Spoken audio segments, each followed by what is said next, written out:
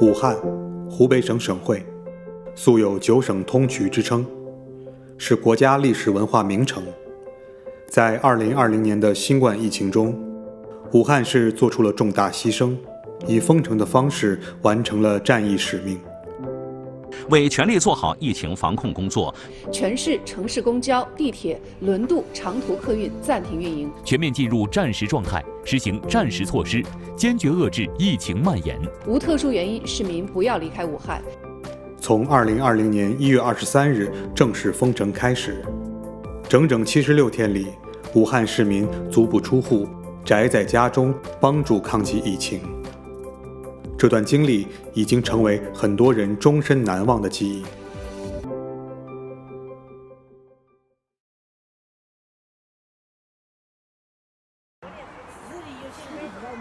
这个应该是武汉市政府的，发了一个那个抗疫的那个银牌，就上面有自己的名字，刻了名字，然后上面有一个银章。小雨，武汉市中心医院的神经内科医生，是武汉抗疫一线的医护人员。在官方宣布封城前一天，他和他的同事并不知道任何有关封城的消息。我是早上6点钟还是5点钟醒的，当时醒来第一时间就是刷手机，看到热搜第一条就是武汉封城，然后当时就比较懵吧，他说是10点钟就关闭所有的通道了，然后武汉的地铁什么都要关，当时可能第一反应就是这我下班我怎么回家？武汉正式进入最高程度的封城戒备后，随着确诊人数越来越多，小雨和他整个神经内科近200位同事都转到支援抗疫的第一线中，每天都要面临精神上和身体上的工作压力。但小雨有自己的解压方式。下班后一般就是可能回家，一个是休息，第二个就是打打游戏啊，然后唱唱歌，玩玩手机，然后就是调节一下心情，不然的话心情的确比较沉重，就是能让人比较放松吧。然后在游戏里面，可能不知不觉一下时间就过去了。心情不好的时候，多打一会儿游戏，可能一会儿心情就好了，然后再睡一觉，第二天又是活力满满的自己。小雨并不算一位硬核玩家，选择购入 Switch， 除了同事推荐，还有一个原因是国行的推出，让他感觉购买起来很放心。他很喜欢《塞尔达传说：旷野之息》，因为在游戏里，他永远无法预测下一秒会发生什么。我也比较喜欢，就是那种一个人在草原上面碰，指不定就碰到什么东西了，还可能会发现宝物啊什么的。然后还有神庙里面的那个谜题也很好玩。我很喜欢玩解谜类的游戏。小雨现在有健身环大冒险、马里奥卡丁车8豪华版、塞尔达传说旷野之息和胡闹厨房。国行健身环大冒险发售后，他第一时间购入。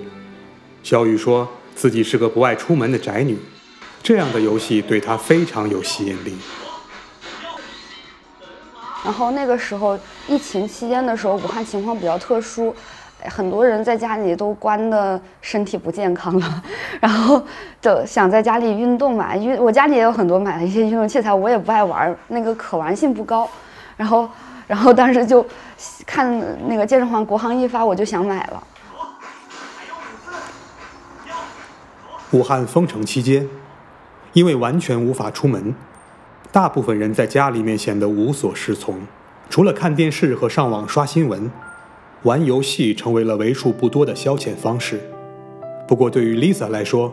这次疫情让她有了其他的体会。其实那段时间，就看那些消息，无论像是感动的还是怎么样，因为网上有一些消息，就是刚开始的时候，就是大家发病了，去医院没有床位，然后你也会看到有一些人在家里面敲锣啊，对，在网上求助。当时是有一个超话，就是网上所有求助的人，那段时间就是太长的一个时间都处在这种里面，每天上网啊看信息都会掉眼泪，所以现在一直到现在为止，你谈到这个我就会哭，不好意思。疫情期间 ，Lisa 试图从游戏中找到安慰，动物森友会和健身环大冒险是今年陪伴他最久的游戏。当有时候一些压力没有办法去更多的发泄出来的时候，尤其像当时疫情，你也没有办法去更多的地方，那就可以玩一下游戏，就是短暂的、暂时的把自己放在游戏的世界里面去排解一下压力。当然，生活还是要面对的。我平常玩游戏就不是很在行，然后想买一台就是主机的最大的动力，就是因为想要和家人多一点点的时间在一起。他们平时的话可能打麻将多一点，不太爱带着我们玩。那如果有一个游戏机可以和他们一起互动的话，就更好了。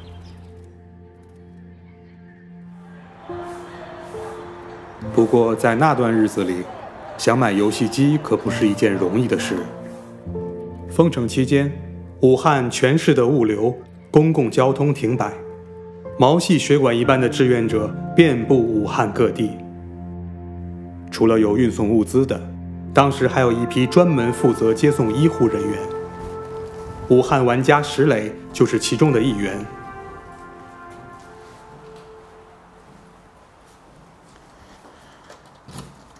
就是想为武汉做一些事情嘛，因为你确实你在武汉的你也走不了。那当时我也没得别的地方可以去，我们选择留在这里，我们就想做一点对武汉有帮助的自己力所能及的事情吧。封城的第2天晚上，石磊久未见面的高中同学发了条朋友圈，招募私家车主来义务接送医护人员。石磊毫不犹豫地加了进去。在最开始的时候，因为大家都很害怕，想去做好事，但是也还是很害怕嘛。然后在接送这些医护的过程中呢，医护人员也特别讲究，他们也会非常体谅我们。他们通常不会让我们把他们送到医院门口，他们通常会在马路对面就要求我们把他们放下来，他们自己走最后的那一部分。然后他们上车也会自己都包裹得非常严实。然后当他们看到我们可能有一些物资比较缺的司机的时候，他们还会主动把自己本来就不多的这些物资分享一些。这个是我一直留着的一瓶这个酒精的免洗消毒液，这是我接的一个医生送给我的，就是因为他问我，他说你有没有这个酒精喷壶啊？我说我没有，他说那我给你拿一个吧。那个时候。因为这个物资还是比较紧缺的，大家可以看到，2020年1月失效2月。石磊在微软中国引进国行 Xbox 期间做了很多工作，他创建了一个名为 Xbox 军情局的微博账号，平时帮助官方发布一些相关的信息，被很多国内的 Xbox 玩家所关注。那有一点点像一个Xbox 体系内有一个叫 Major Nielsen 的这样一个半官方的这么一个账号，一个推特账号的这个中文版，有点像这个。那后来呢，因为我从北京回到武汉生活了以后呢，这个账号就不再有它原来的那种商用的用途了。那也没有把它当成一个自媒体来经营，就当成是我自己个人的一个账号在玩。石磊原本并没有想在这上面聊太多疫情的东西，但后来网络上关于武汉疫情的谣言太多。他希望能让更多的人了解到武汉的实际情况。就是在疫情的时候，就是刚开始，网上有很多不太真实的一些关于武汉的疫情的一些情况，说的比较极端。然后那个时候呢，正好，实际上真实的武汉的情况不是那样的。比如说，物资并不是像大家想象中的都匮乏到了那种程度，被抢光啊或者怎么样的。所以我就去拍了，一个超市普通的。一个超市的一个情况，那各种各样的物资都有，甚至在当时也不是像网上传的什么很多东西涨价涨得非常离谱啊什么的。这一条就是比较多一点，大概有2000万的阅读吧，可能那个时候大家比较期待看到来自武汉的一些真实的情况吧。当然也没有遇到什么困难，更多的是讲我们实际都是在怎么样去。为疫情去做一些自己力所能及的事情。王立强也是志愿者中的一员，他主要负责将物资运送给医护人员。作为武汉地区的国行 Switch 经销商，疫情期间，他的线下门店悉数关闭，线上交易也因为快递停摆而无法正常经营。所以我们非常担心这个疫情之后经济的复苏会有多快，老百姓的消费能力、消费欲望、消费品质、消费习惯会不会发生改变。那时候我们想，在我内心第一层想的就是出来力所能及的继续做一些为我们社会做一些事情。王立强是个闲不住的人，虽然生意无法正常经营，但他积极参与到抗疫的行动中。他调动了所有能动用的资源，希望能为武汉市民做点事情。我们做这篇抗疫项的主要目的就是想记录一下我们在抗疫期间，我们整个联发人为我们自己、为武汉市民、为武汉的医疗工作者，我们尽我们能力做了一些我们可以做到的事情。2月12号，我们在我们的汉口大石路华东通讯广场店，我当时我们从澳洲墨尔本以及从浙江的一些友人邮寄过来的一些防护服都已经到达物流公司，然后我们在我们的仓库进行统一的入库，然后再分发，然后我再把它送到我们一些给我们定点捐赠的一些医院去。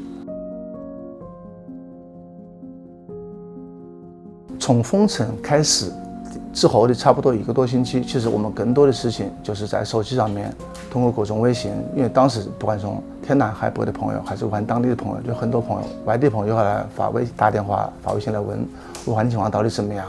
你们需不需要什么帮助。可能说我们当时觉得最为重要的事情，我们觉得只有说保护好那些拯救我们或者有机会治愈我们这些病人的这种白衣天使，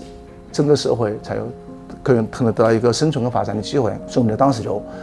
全国各地包括海内外有很多这种建立了很多群，每一天都在堆积各种信息的捐赠信息。除了把医疗物资带给医护人员外，也有顾客问他能不能送游戏机。于是在完成运送医疗物资的任务后，他利用休息时间把这些娱乐设备亲自快递给需要的人。我的一个朋友，他是在一家医药公司供职，在疫情发生应该差不多1周左右的，他打电话联系我，他说他那段时间开始每天一个人在公司仓库里值班，他相当于一个人吃住全部就在他们办公室里，所以一个人在有时候可能比较无聊吧，所以说空了一下的时候呢，希望有一个 Switch 的游戏机。王立强爽快地答应了这个请求，但他没有想到的是，他这个朋友的公司就在华南海鲜市场附近。作为几乎是武汉地区疫情的中心，华南海鲜市场就像是一枚风暴之眼。我说不会吧，我说你在这里办公吗？坦白讲，我当时心里第一时间是打了一个疙瘩的，但是因为想到这个怎么说呢，朋友确确实实是确实有这个产品的需求，他个人也是一个游戏的玩家。第二呢，他确实是当时他们医药公司确实为武汉市当地有很多药房，包括一些个人患者在提供药物。我觉得，他既然有这个需求啊，尽我们能力去还是满足他这个需求。他马路正对面就是华南海鲜市场，当时就在这里和我们朋友做的第一台Switch的交接就在这里。这位朋友当场就对王立强表达了谢意，但王立强的内心却是对他充满了敬意。至少在那个时候，我可能会路过海鲜市场，华南海鲜市场，但是让我在那里华南海鲜市场正对面的一栋楼居住跟生活，他们家那个时候我是不敢的。在武汉封城的初期，未知带来的不安伴随着大部分的武汉人，绝大部分行业停工了。但在武汉开发游戏的罗翔宇觉得，游戏应该在这时候发挥更大的作用。对，那个大华就重点演示一下这一次新改的一些内容啊。因为我们做这个游戏行业嘛，就是我是一直都觉得这个游戏是特别那个正能量的一种这个娱乐方式，这个是给人那个提供这种精神娱乐方面的。然后那个同时它还能让人在这个快乐过程当中那个去接触到很多这个自己平时也接触不到的一些这个知识面呢。罗翔宇2011年在武汉创立了凌空游戏，主要从事的是针对主机平台的游戏开发。武汉封城初期，中国的游戏开发者们也在做着力所能及的事情。罗翔宇结合以前所办的一些线下游戏开发者活动经验，和其他朋友办了一个名为“游戏元气弹”的线上义卖活动。所以呢，我们就想着去把这个形式给转到线上的同时，再能够去为这个疫情去做出什么样的贡献，就想到了游戏元气弹这样一个通过玩家去下载游戏和打赏的一个形式，去为这边的这个医护去解决一些问题。活动上线大约1周时间，主办方就收到了60多款游戏 demo， 获得了参赛者积极的反馈。与此同时，凌空游戏自己的游戏开发进度却因为疫情的原因受到了很大的影响。那时候不是有一个死亡界面的之后退出来试玩，让它一遍一遍的进嘛。但是那个里面因为现在有一些内存没有清，所以很容易出问题。为了让自己的游戏能赶上次世代主机首发，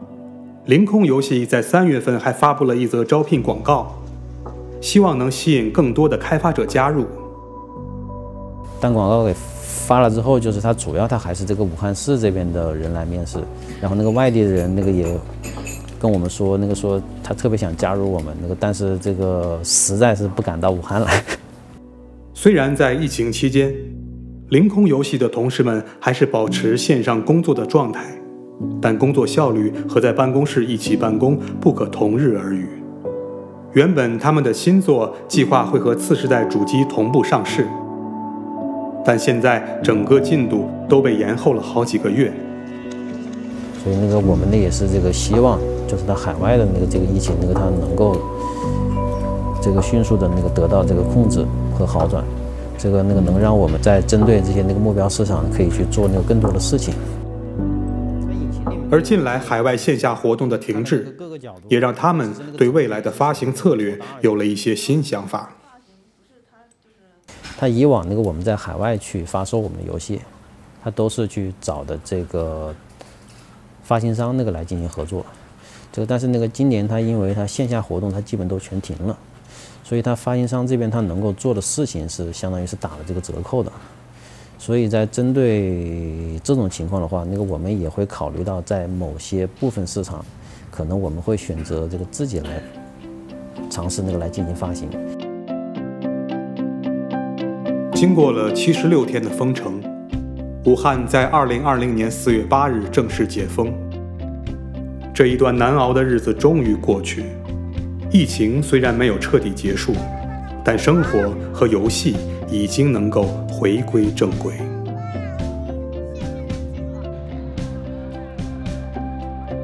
我想大家有一个共同的感受吧，就是经历过这么极端的一个时间以后，就是说的比较通俗一点或者比较俗套一点，就是大家会比较更加热爱生活吧。